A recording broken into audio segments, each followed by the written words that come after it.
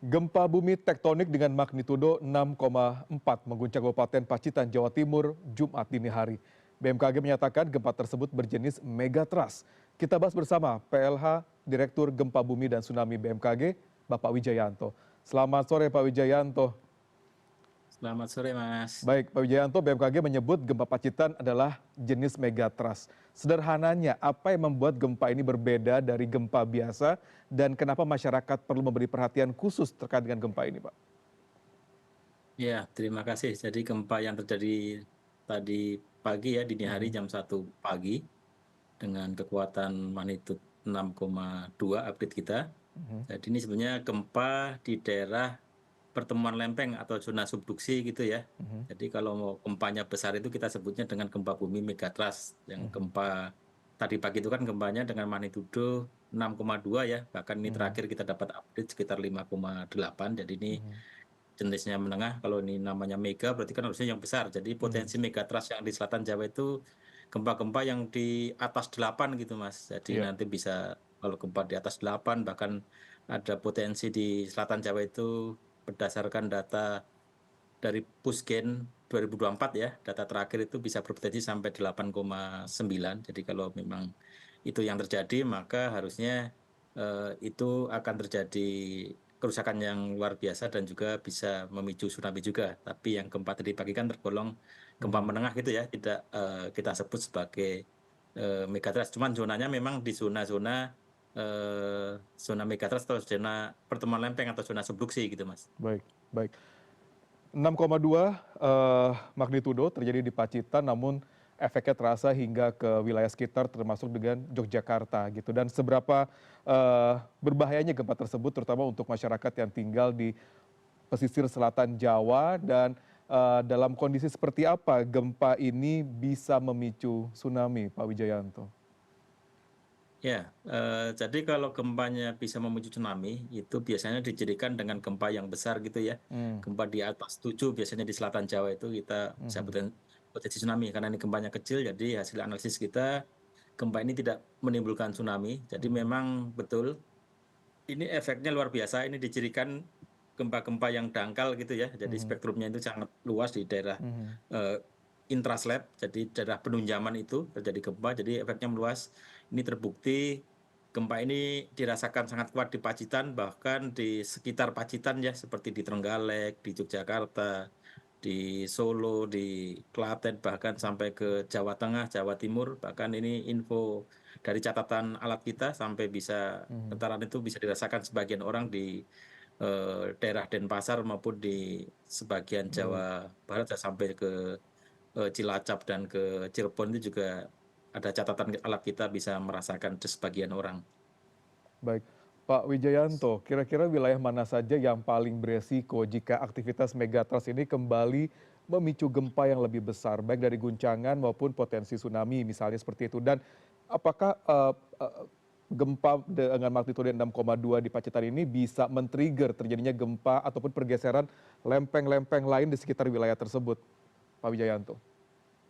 Ya, jadi mungkin kita sudah sama-sama mengetahui ya. Jadi Hmm, intinya gempa bumi ini kan sampai saat ini belum bisa kita prediksi gitu ya. mhm, Jadi kita belum bisa mengetahui secara pasti kapan akan terjadinya. Jadi kita bisa memprediksi mhm, daerah-daerah yang rawan itu di daerah mana saja. mhm. Tapi untuk pastinya kapan terjadi kita Ya, tidak bisa mengetahui. Jadi ada ya, potensi di sana. Jadi memang kalau gempa di selatan Jawa, kalau nanti ada megatrust release gitu ya, jadi nanti bisa maksimumnya bisa sampai 8,9. Tentunya nanti daerah-daerah di pesisir selatan itu yang perlu kita waspadai untuk jika terjadi tsunami gitu ya. Tentunya juga mhm, nanti di daerah-daerah di selatan Jawa gitu ya, mhm, mulai dari Yogyakarta, di daerah selatan Jawa Timur, bahkan di selatan Jawa Tengah itu tentunya nanti kalau di daerah-daerah yang padat penduduk dan memiliki ciri khas tanahnya yang lunak gitu ya, itu mhm, berpotensi untuk mengalami goncangan yang lebih kuat dan tentunya nanti kalau goncangan kuat tidak didukung dengan bangunan yang standar bangunan tahan gempa, tentunya nanti itu akan berisiko baik, untuk terjadi kerusakan. Jadi mhm. di daerah selatan, pesisir selatan itu berpotensi untuk tsunami-nya, tapi kalau di kerusakannya itu tentunya di daerah yang padat penduduk dan lunak dan tidak memiliki bangunan tahan gempa. Baik. Pak Wijayanto, dalam sejarah wilayah Pacitan pernah mengalami gempa besar juga gitu ya. Apakah ini menandakan adanya interval-interval waktu tertentu di mana kita harus mewaspadai gitu Pak, akan terjadinya gempa-gempa besar juga nanti ke depannya?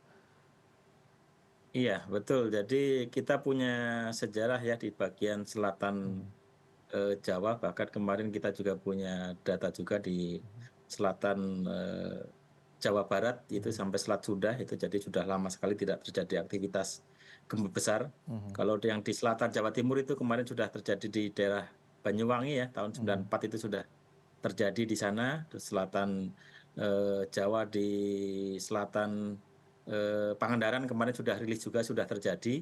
Jadi mhm, harapan kita yang di selatan-selatan itu masih muda gitu ya umur untuk periode ulangnya. Yang kita mhm, khawatirkan adalah daerah zona-zona yang sudah lama tidak terjadi gempa seperti yang di barat Sumatera dan di Selat Sunda itu yang kita lagi terus monitor sampai saat ini. Tapi mhm. tentunya kita tidak berharap juga nanti gempanya akan rilis besar tuh ya. Kita Iya. berharap kalau gempanya rilis kecil-kecil, ada gempa rilis 6, gempa rilis 5, 6, seperti kemarin. Mhm, Di Pacitan kan sebenarnya udah rilis 2 ya selama bulan kemarin. Di bulan mhm. Desember itu sekitar tanggal 27 kemarin ada gempa juga sekitar 5,5 sudah rilis juga. Ini Baik. 6,2 nanti kalau rilisnya kecil-kecil mudah-mudahan tidak sampai rilis yang besarnya gitu Mas. Baik, baik. Kita bersama-sama Pak Wijayanto tidak ada rilis yang besar gitu, hanya rilis kecil-kecil saja. Namun yang dibutuhkan di sini adalah antisipasi dan mitigasi dari masyarakat dan juga pemerintah sekitar yang berada di wilayah yang cukup aktif terjadinya pergeseran lempengan tersebut. Nah, kira-kira apakah Anda melihat bahwa kita sudah cukup siap dalam menghadapi hal tersebut, ataukah ada saran yang harus disampaikan dari BMKG kepada masyarakat dan juga pemerintah daerah terutama terkait dengan hal tersebut? Iya, tentunya BMKG terus berupaya ya untuk Mhm, memitigasi jika terjadi gempa di zona subduksi di selatan mhm, Jawa ini. Kita mhm, juga sudah memiliki sistem peringatan dini gitu ya. mhm. Kita secara cepat bisa menginformasikan ke masyarakat dalam waktu kurang 3 menit jika terjadi gempa. Tentunya kita akan segera menginformasikan ke masyarakat maupun ke stakeholder, ke BPBD, dan ke stakeholder yang lain, ke Kominfo, ke media gitu ya. Dan tentunya kita juga terus menerus untuk melakukan sosialisasi dan edukasi bagaimana masyarakat untuk kuat atau tahan Mhm, atau paham untuk menghadapi bencana gempa dan tsunami. Kita selalu melakukan edukasi, kita bersama-sama dengan pemerintah daerah, bersama BPBD, dan kita mhm, juga di bagian selatan Jawa kita juga sudah membentuk komunitas-komunitas untuk masyarakat ready terhadap bencana tsunami gitu ya. Jadi mhm, kita ada komunitas, bentuk komunitas juga, dan tentunya kita selalu menghimbau juga ke masyarakat bagaimana kita mensosialisasikan jika terjadi bahaya gempa bumi dan tsunami apa yang harus dilakukan. Kalau ada gempa itu harus berbuat apa, kalau ada tsunami itu harus melakukan evakuasi dan seterusnya. Kita juga selalu gencar melakukan mhm. edukasi atau Baik. sosialisasi ke masyarakat maupun ke sekolah-sekolah gitu Mas. Baik, kita bersama-sama bahwa tidak akan terjadi gempa berulang lagi nanti, supaya semuanya juga bisa lebih aman dan juga nyaman juga dalam beraktivitas tanpa harus merasakan was-was. Harapan kita sama-sama, Pak Wijayanto.